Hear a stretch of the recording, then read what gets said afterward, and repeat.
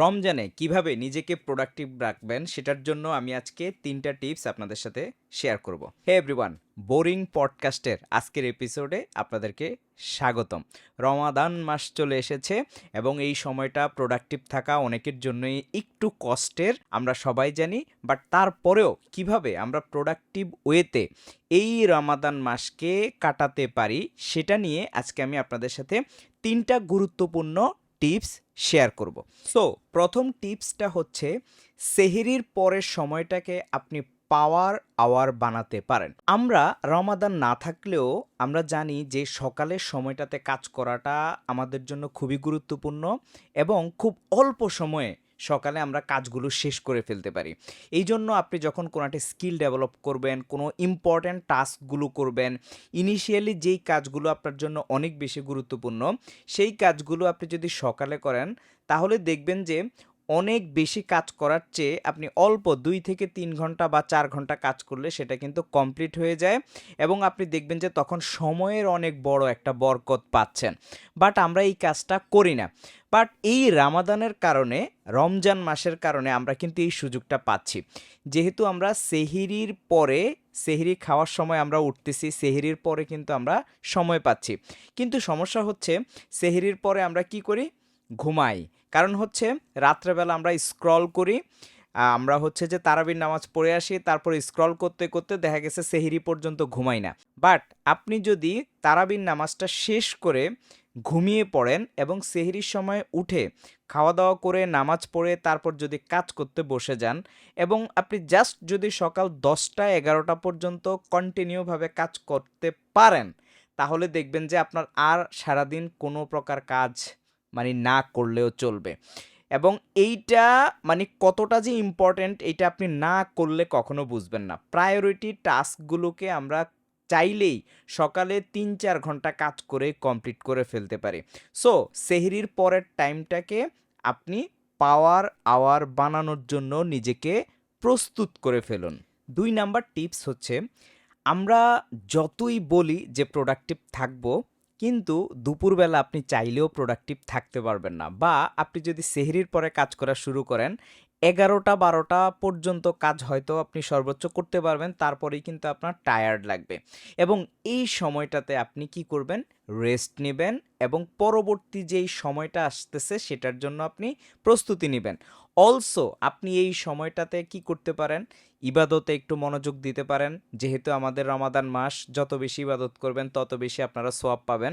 এই সময়টাতে আপনারা একটু বই পড়তে পারেন, নিজেকে একটা রিচুয়ালের মধ্যে নিয়ে আসতে পারেন, একটু ধর্মের প্রতি আরও মনোযোগী হতে পারেন, ভালো একটু লেকচার শুনতে পারেন, যেই জিনিসগুলো আপনার ব্রেনে খুব বেশি প্রেশার পড়বে না। কারণ এনার্জি রিলেটেড কাজগুলো কিন্তু আপনি অলরেডি সকালে সেরে এসেছেন।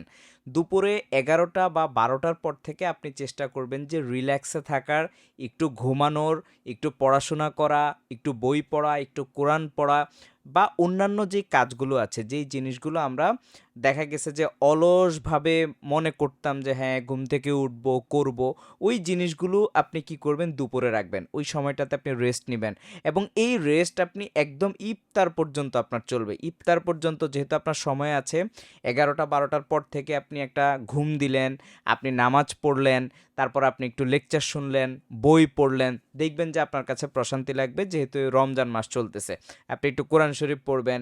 সব কিছু মিলিয়ে এই সময়টা আপনার জন্য হবে হচ্ছে, ধরে নেন এটা আপনার জন্য ন্যাপিং টাইম। বাট এই ন্যাপিং টাইমটা আপনি হচ্ছে একদম কি করবেন? ইফতার পর্যন্ত এই ন্যাপিং টাইমটা নিয়ে নেবেন। নিজেও একটু পড়াশোনা করবেন, নিজের শরীরকেও একটু রেস্ট দিবেন। কারণ চাইলেই আপনি আসলে তখন এনার্জি পাবেন না, কারণ আপনি কিন্তু তখন কোনো খাওয়া দাওয়া করতেছেন না। সো আপনি প্রোডাক্টিভ কাজ করার পরের টাইমটুকু ইফতার পর্যন্ত রেস্ট নিবেন।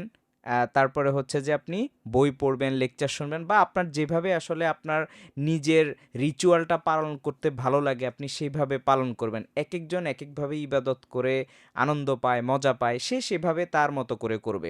এই সময়টা আপনি রিল্যাক্সভাবে আপনি ইবাদতে টাইম দিবেন, আপনি হচ্ছে যে রেস্ট নেবেন। সো এটাই হচ্ছে আমাদের ২ নাম্বার টিপস।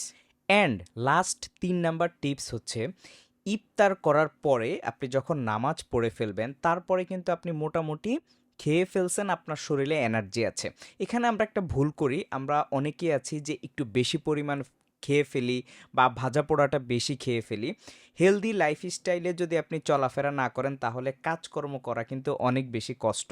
বাট আপনি যদি হেলদি খাবার খান দেখবেন যে আপনি সারাদিন সারা সময় কাজ করবেন, আপনার দেখবেন যে শরীরটা খুব বেশি ড্রেইনেজ হবে না, বিরক্ত লাগবে না। বাট আপনি যখন একটু আনহেলদি খাবার খাবেন, মানে আনহাইজিনিক খাবার বেশি খাবেন, তারপর হচ্ছে পানি কম খাবেন, তখন কিন্তু আপনি ওই খাওয়ার পরের সময়টুকু কাজে লাগাতে পারবেন না। যেহেতু আপনি রমাদান মাসে হচ্ছে যে তারাবির নামাজ পড়বেন, এশার নামাজ পড়বেন, দ্যাট মিন্স সন্ধ্যা পর থেকে আপনি প্রায় ১-১.৫ ঘন্টা আপনি টাইম পাবেন এবং এই ১.৫ ঘন্টা টাইমটাকে আপনি চেষ্টা করবেন কাজে লাগাতে।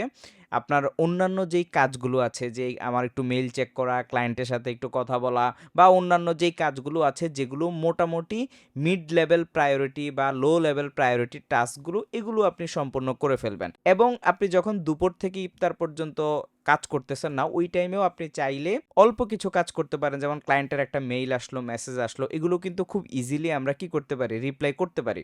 বাট হার্ড হিটার কাজগুলো হচ্ছে যে আমরা কি করব, সেহরির পরের সময়টাতে করব। তাহলে এই ৩টা জিনিস যদি আপনি মেইনটেইন করেন তাহলে আপনি দেখবেন যে আপনি প্রচুর পরিমাণ প্রোডাক্টিভ থাকবেন এই রমজান মাসে। পাশাপাশি হচ্ছে যেহেতু রমজান মাস, আমাদেরকে আসলে ইবাদতের জন্য একটা ভালো সময় রাখা উচিত। এটার জন্যই কিন্তু আমরা দুপুর থেকে প্রায় ১১টা-১২টা থেকে আমরা ইফতার পর্যন্ত টাইম রাখতেছি।